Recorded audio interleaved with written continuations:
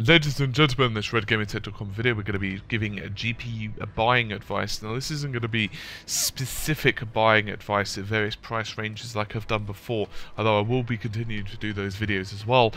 Rather, this is going to be helping you select a particular graphics card and the steps that you have to go through to make an informed decision. I've decided to create this video because I've had a number of questions regarding this issue, specifically for those who are new to PC gaming or trying to get into it more. And it's kind of difficult, honestly, to sum it up in one video, but I'm going to try to give you some pointers that are at least going to give you an idea. So I'm going to start with the very basic stuff, and then we'll go from there. So the very first thing you need to do, and fairly obvious one, is you need to select a budget. Now, my personal opinion is you should have two figures in mind. You should have a budget that you'd like to spend. In this, I'm going to be using dollars, just because I figure it's going to probably mean more to more people, but you could substitute that with pounds or yen or whatever you want to use. So I'm just going to go with a figure of 200. I'd like to spend $200 on this graphics card. And then what you can spend. Now, what you can spend means what the absolute maximum that you are willing to cough up on this card. So let's say that I can spend, the maximum I can spend is 250. So I want to spend 200, but the maximum I can budget for this card is 250 on this particular month. Now, the reason I think it's very important to do this is because what you want and what you can are usually two different figures, and the reason it's very important to know the difference is because sometimes you want to spend, say, 200, but there's a much better item for, say, 220, and therefore it makes that much more sense to cough up the extra bit of cash. There are some times as well that we're going to discuss in this video where it's better just to put off buying for a couple of days or a week or what have you to get the extra bit of cash required, because sometimes there is a lot better purchase available than your budget. This is very true if you're operating on a lower budget. For example, say $100 to $150, or in the UK prices that would be, you know, £120 range. Generally, if you put in just a little bit more cash, you can get a much better card. The next thing you're going to have to decide, fairly obvious as well, is whether you're willing to go used or whether you're willing to only go new. This is quite a big one. I personally, from a personal perspective, I've only ever gone with new cards. It's not for any other reason other than I just feel more comfortable with it. However, sometimes you can get very good bargains on eBay or whatever site you would like used. I'm personally not really much of an eBay fiend anyway, so that possibly explains something. In fact, I don't even have a working eBay account. So you've got a budget in mind. Let's say we're going to be going with new, just to make things a little bit easier. After all, we need a couple of constants in this. The next thing you have to figure out is whether your PC, or what your PC can support.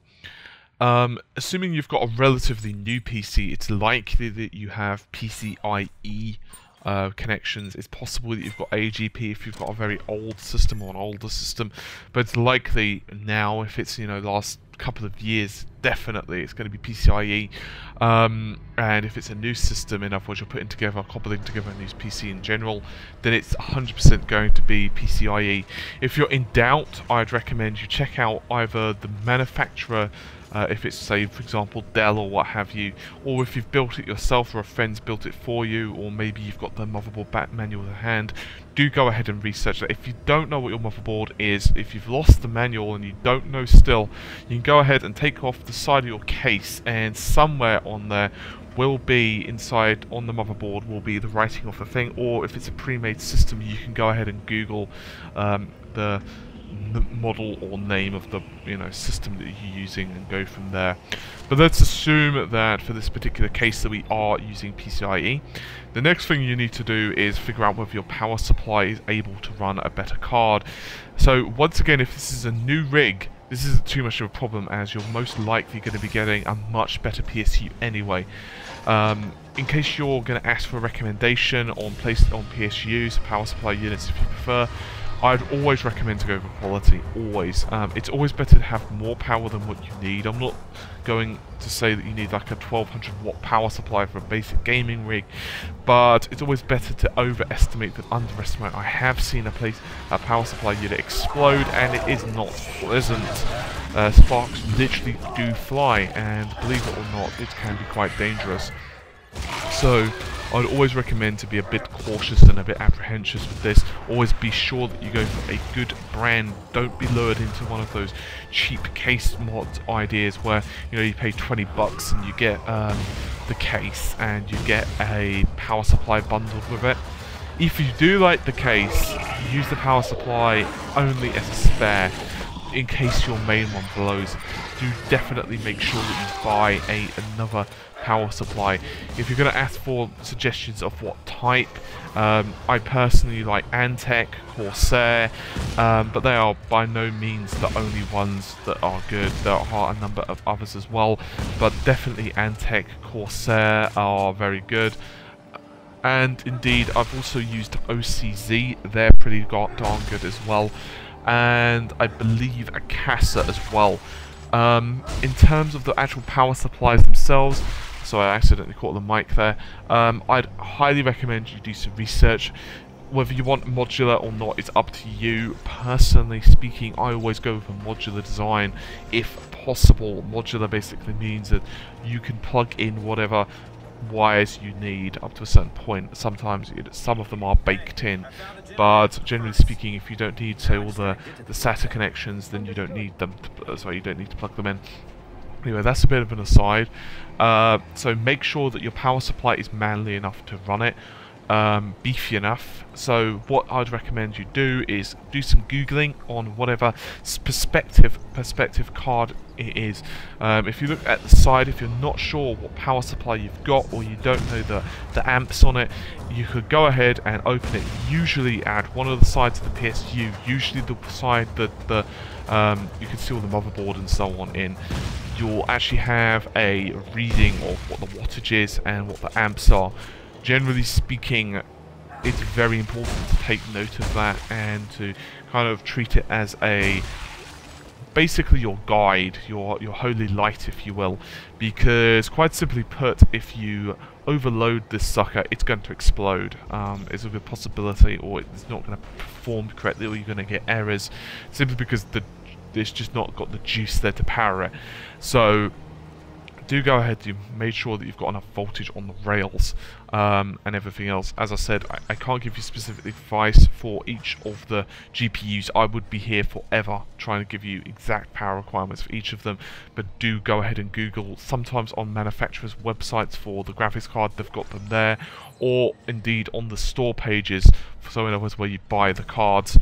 So now you've got that figured out, another major important aspect you must decide is what you're going to be using the card for, and by which I don't just mean the games, which are important as well, by the way, but also any third-party applications that are not gaming. For example, I personally cannot use AMD cards. It doesn't matter how good value those cards are, I simply cannot use them because a couple of the applications that I use for this channel, for example, require the Nvidia cards for 3D or for hardware acceleration or, say, video editing. It's just that simple. I can't do it with an AMD card. It's not supported natively, and as far as I understand, there is no way to hack it. Therefore, I'm automatically relegated to Nvidia on most cases. There are a few other things you have to figure out as well, if you want physics, for example. Hardware physics, more to the point. There are other exceptions as well, such as what games do you play. An example of this would be, say, Bioshock Infinite or Tomb Raider, which seem to be running slightly better on AMD hardware, although patches and driver revisions always change this. Generally speaking, however, certain games, certain engines do respond better to certain games. It's just the way it goes. Another point I'd highly recommend you get comfortable with is whether you're willing to overclock or not. Certain graphics cards, for example, the Radeon 7950 is a very good card by itself, but it also does have a feature called Boost, which I'll get into in a moment. but it also overclocks very, very well indeed. As it turns out, if you overclock it, it can go well past the 7970, which is the next card up, of course, in the AMD graphics card range in terms of performance. So I'd personally always recommend that you overclock if you're comfortable with it. I personally am extremely comfortable with it, obviously. I know some people don't like to do it. A lot of manufacturers do have pre-clocked versions of the card. Generally speaking, there are a couple of benefits and a couple of negatives for this. The benefits are usually that it's pre-overclocked for you, so you get more performance out the gate. The second is you get, generally speaking, a better cooler. In other words, it will keep the card cooler at those high speeds. Therefore, in theory at least, not always, you're able to clock the card higher than you would say a reference model. So for example, let's say that the default speed for this clock, for this card, is 1000 megahertz. Okay, let's just say that, and let's say that you can buy an overclocked, pre-overclocked version that's running at 1100. Okay, so the stock version is 1000 and the overclocked version that you could buy on the store is 1100. Let's also make a supposition that you were to be able to buy both, okay? It's possible that the version that you bought, the stock version, the 1000 megahertz, the default, will overclock to a 1100 megahertz, if I can get the words out. On the other hand, it's also possible that it might only go to 1050. On the other hand, it's possible that it might go up to 1200. The pre-overclocked card, the one that's running at 1100 megahertz, definitely, of course, will run at 1100 megahertz. If not, you can send it back. That's no problem. It's also a good chance that the cooler will be better, and therefore it will have a better chance to get to 1200 megahertz or higher. That is not guaranteed, of course. I'm not guaranteeing that. Overclocking guarantees are not able to be done unless you buy the card pre-overclocked, and how that is usually done is speed binning, and I'm not really going to go into that in this video. So you've got a couple of ideas now how you need to kind of select the card. You need to figure out a budget, whether you want to go new. You need to figure out if your power supply can run it. You need to figure out what type of games you're going to be running on the card, and you also need to figure out what type of, what you're comfortable with in terms of overclocking and so on. It's also worth noting a few other smaller things that I should mention, such as airflow. Be sure that the card itself, whether it's a twin card design, whether it's a blower, whatever, make sure that that does fit in okay with your case. I can't really give you specifics on that. I'd like to be able to.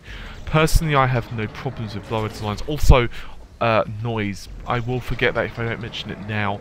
Noise is a big thing. If you're one of those people that they really like a silent PC, and I actually, ironically enough, didn't give a crap about noise on my PC because I figured that, you know what, I've got headphones, I've got, surround sound speakers, what do I care about with noise?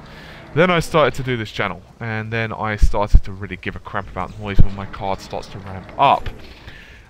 So it turns out that I need to go with a relatively silent card next time. For you, if you're an average person, it probably won't make much of a difference, especially if you're playing with headphones on. Some people, it drives them nuts. Personally, I'm more fussed about idle noise. In other words, I'm just on the desktop, I don't have any sounds going.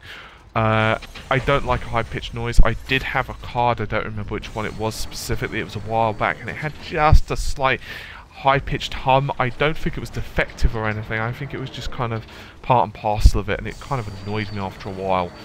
But anyway, so yeah, you need to figure out how much noise. You can actually get reviews, and most reviews will give you noise comparisons, so do go ahead and check that out. And see if it's going to bother you. So as I said before, some people aren't that sensitive to it, some people are extraordinarily sensitive to it, so you'll have to figure that one out yourselves. Next point I'd like to make, and one that I almost missed, would be size. Case size versus your card is very Very simple proposition.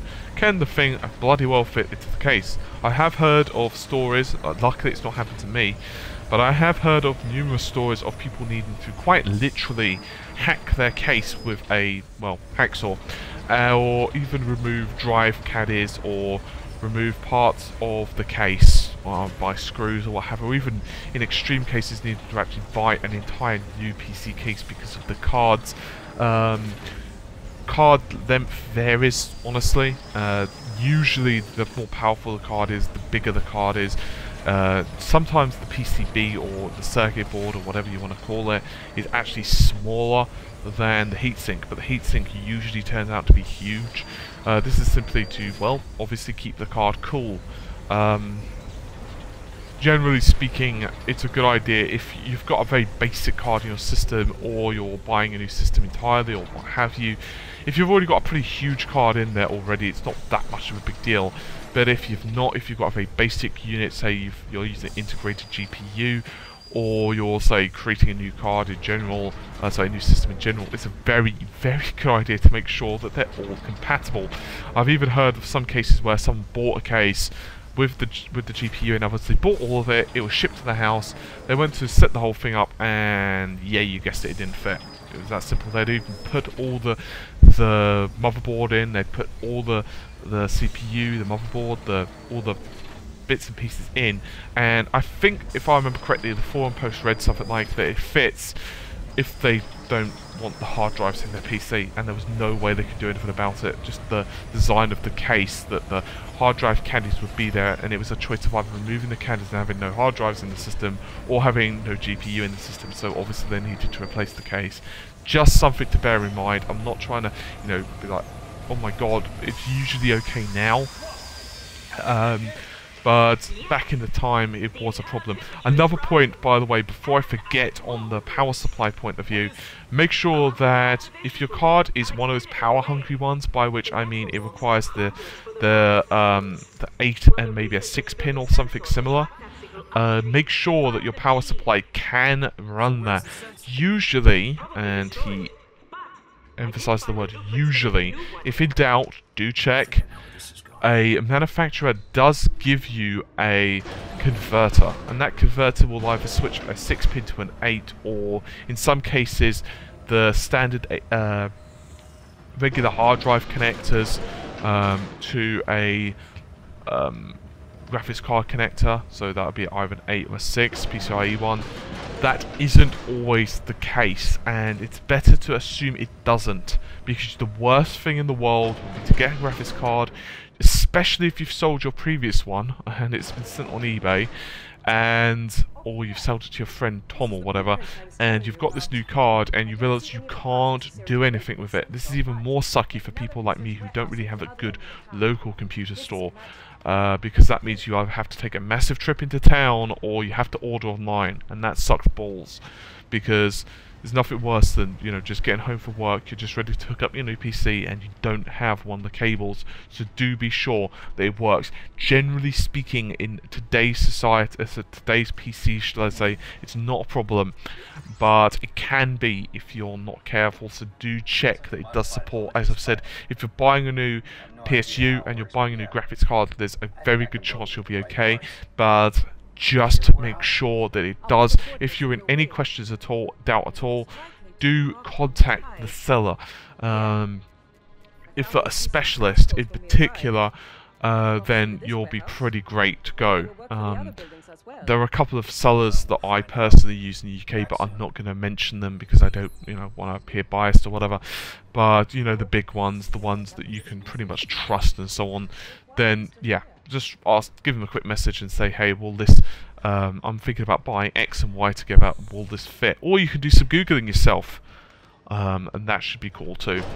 So yeah, heat honestly is another concern. Be sure that, you know, the graphics card's not going to be too hot for you. Now, there are numerous things to consider after that that aren't really in the remit of this particular video. As I've said, there are always going to be new cards on the market, and always there are going to be great bundles as well. For example, right now, as of recording in this video, AMD are giving away some pretty awesome stuff with theirs. They're actually giving away Bioshock Infinite and I believe Tomb Raider for certain Radeon cards. I think it's a 7000 series. I don't think it's 8, but I'm not sure. This is actually similar to one of their SSD manufacturers. I have no idea what one it is offhand. I always see it advertised, but I never make a mental note of it. They're reportedly giving Far Cry 3 away for, well, free. If you're building a new system and you've been out of PC gaming for a while, so let's assume that you've not really played many modern PC games or whatever, this could be a really good way, in honesty, to get your collection up and running. Specifically, if you're interested in playing those games anyway, it just saves you some money. And let's say you're going to buy Far Cry and Bioshock. Let's assume that those titles are going to cost you £30 each. Let's say 60. That gives you basically 60 extra bucks you can spend on a graphics card or just put in your pocket if you so wish. So just something to bear in mind. Personally speaking, I would not say to myself that this bundle is worth a inferior GPU. Personally, I would always put the GPU above it, because the GPU you're spending, you know, 200, 300, 400, sometimes, you know, even up to 1,000 on these things. Like, if you don't believe me, take a look at the GTX Titans, and some people actually are running those in SLI or Tri-SLI, so you look at it, you know, £2,500 plus worth of equipment. In other words, don't let the games worry you. Now, obviously, most of you are not going to be spending that amount on them. Most of you are going to be spending, you know, a couple hundred, you know, 200, 300, whatever. But even so, don't let the games really affect you. It's better to, in my opinion, put off buying a game for a little bit longer and getting a much better GPU. You're going to be a lot happier 2 weeks, 3 weeks down the line, because you're going to have better performance, in my opinion. So yeah, the next would be to obviously start looking at benchmarks. Now, benchmarks are very, very, very subjective, but in my opinion, the best thing you could do is try to check out some reputable sites, and by which I mean that ones actually running games you give a crap about. That's a very important point of view, and also make sure that those games are running on a screen resolution that matters to you. There is absolutely no point seeing a benchmark at, say, 1080 by 1024 if you're running at 1080p. It's also similarly no point to see benchmarks of double 1, 2, 3 monitors at a time if you're only running at 1080p, and so on. It just doesn't help you. So try to make sure that you get a benchmark of games that are in the same kind of vicinity of what you're looking at. And for my final piece of advice, actually my final 2 pieces of advice, I just thought of another one. First one, don't ever buy a graphics card on release. Wait a couple of weeks at least. In my opinion, at least 1 week to 2 weeks. This is specifically true if demand is very bad. Demand is very high and there aren't many cards being produced. Why? If money is no concern, then ignore this point. It matters nothing. It doesn't really help you. But if money is a concern, you're going to get gutted, because a lot of the time they artificially raise the price because of the supply and demand principle. Just something to bear in mind. It doesn't always take into effect as cards have become more mature. So for example, the GTX 600 range from Nvidia now is pretty mature, therefore they're not really able to command a price premium for new releases. Say the 650 Ti Boost has a bit of a price premium. It will go down, you know, a few pennies here and there, but generally it's not, they're not gutting you for it as they were, say, the GTX 680 when it was first released. Finally, don't let fake specifications, and I use the word fake in a quotation mark there because that's not really the right word. Don't let pretty specifications fool you, specifically with lower range cards or even higher range cards. I'll give you a very quick example. The GTX 670 range has a couple of cards. One is the 2GB and one of the 4. Don't buy the 4. Unless you're running in very specific resolutions and you're planning to do stuff like Tri-SLI, it doesn't benefit you. It basically turns out the 2GB right now is more than enough for pretty much any game.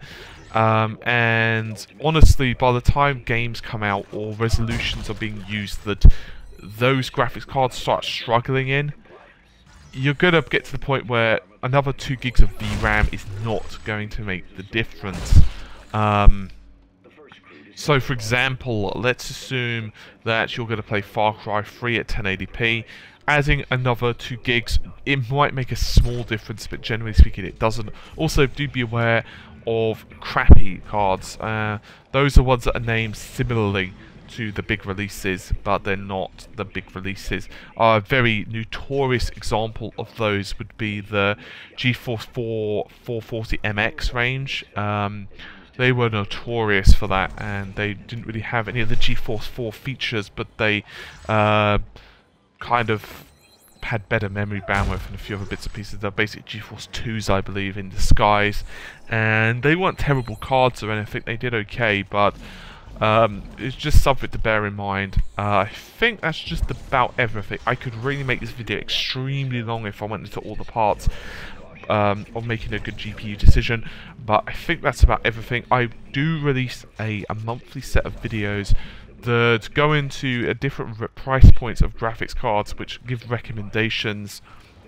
And for that matter, I also do the same thing on CPUs. I'm probably going to make a similar video to this in regards to CPUs as well, because I figure that will be a good, probably a good thing to do, because I know some guys are not very familiar with CPUs. I know a hell of a lot of them, so I just want to put that out there as well.